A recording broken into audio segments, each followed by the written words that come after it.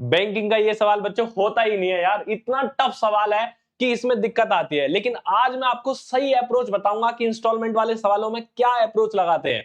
ध्यान दो कि जब भी आपको कोई भी रुपया उधार लेना हो, मान लो आपने ये उधार ले लिया बैंकिंग से या फिर किसी भी जगह से आपने उधार लिया पैसा, रेट आपको बोली कि भाई 10% रेट के हिसाब से लेंगे हम और 3 इंस्टॉलमेंट में पैसा चुकाना होगा, तो आप हर इंस्टॉलमेंट की वैल्यू कितनी दोगे, यही तो इंपॉर्टेंट बात है यहां पर। तो आप क्या करो, इस 10% को फ्रैक्शन में बदलो 1/10। अब देखो मैं समझा रहा हूं पहले, फिर आपको चीजें अच्छे से समझ में आएंगी।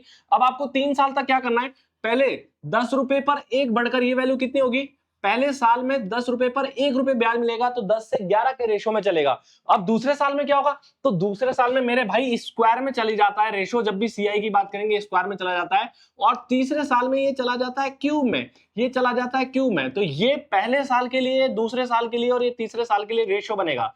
अच्छा एक चीज समझना कि इधर वाली जो वैल्यूज है ना, ये प्रिंसिपल को रिप्रेजेंट करती है और इधर वाली वैल्यू जो है वो अमाउंट को रिप्रेजेंट करती है। और ये होती है अपने पास में इंस्टॉलमेंट, ये होती है इंस्टॉलमेंट, ये भी इंस्टॉलमेंट है दूसरी वाली, और ये है तीसरी वाली इंस्टॉलमेंट। लेकिन इसमें खास बात क्या है, इसमें खास बात ये है कि तीनों इंस्टॉलमेंट की जो वैल्यू है वो सेम होनी चाहिए। इसका मतलब यहां पर इंस्टॉलमेंट 11 या 11 का स्क्वायर और 11 का क्यूब है, तो आपको इन्हें तीनों जगह सेम करना होगा।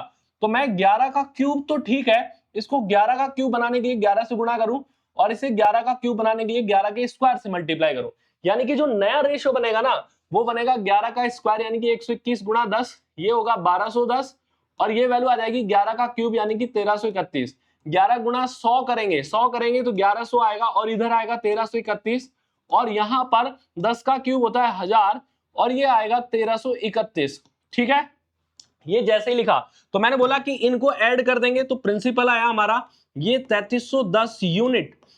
3310 यूनिट अगर आपने उधार लिए होते ना, तो इंस्टॉलमेंट, हर एक इंस्टॉलमेंट जो सेम वाली थी वो इतनी इतनी चुकानी पड़ती है आपको, जबकि आपने पैसा उधार लिया है इतना, यानी कि इतने यूनिट की वैल्यू दे रखी है 49650 रुपीज। तो एक यूनिट की वैल्यू निकालो मेरे भाई, ये आएगी 150 रुपीज, नहीं 150 नहीं 15 रुपीज, 15 रुपीज आएगी, एक यूनिट की वैल्यू 15 रुपीज आएगी।